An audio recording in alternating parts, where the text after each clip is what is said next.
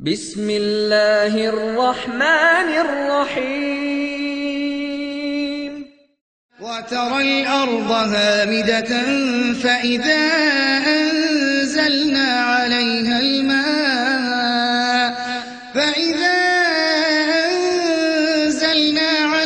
الماء اهتزت وربت وأنبتت من كل زوج بهيج ذلك بأن الله هو الحق وأنه يحيي الموتى وأنه على كل شيء قدير.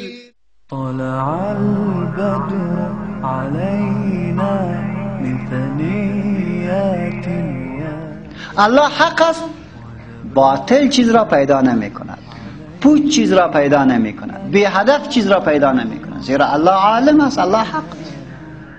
در خود متوجه شد. ذلك بأن الله هو الحق. این دلیل بر است که الله حق است. وقتی که الله حق شد باطل پیدا نمی کند.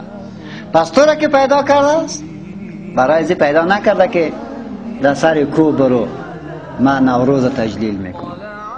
تو را برزی پیدا نکرده است.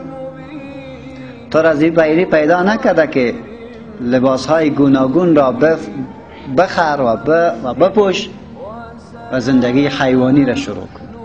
به این پیدایت نکرد. بهار می شود به عوضی که سرزی تفکیر بکنیم که 1 سال سپری شد،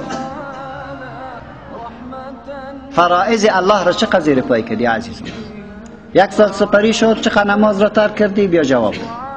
در 1 سالی که سپری شد در دفاع از ارزش‌های دینت، در دفاع از اهداف بزرگ و ناموس بزرگ که کتاب الله هست و سنت رسول الله هست و این دین مقبولت است، چی کار برش کرد؟ از خود پرسان بگو که 1 سال گذشت، ما برای تغییر در وجود خودم و در تغییر در فامیلم، تغییر در جامعهم کدام کار را انجام داد؟ سر خود فکر بکن. الله صاحب میله گل سرخ است، روز شریف است، اجر تکسار روان است، کجا میرم؟ مزار شریف میرم. اوجا چی میکنم؟ جنده بالا میشم.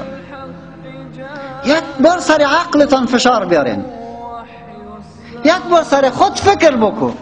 1 سوتر گرفت جنم تا راست پیش دور دادی، کشکو او طرف کش میکنه، او طرف کش میکنه، چټیات بی معنا ایرا بلند میکنین، نامش هم دین باد باشه.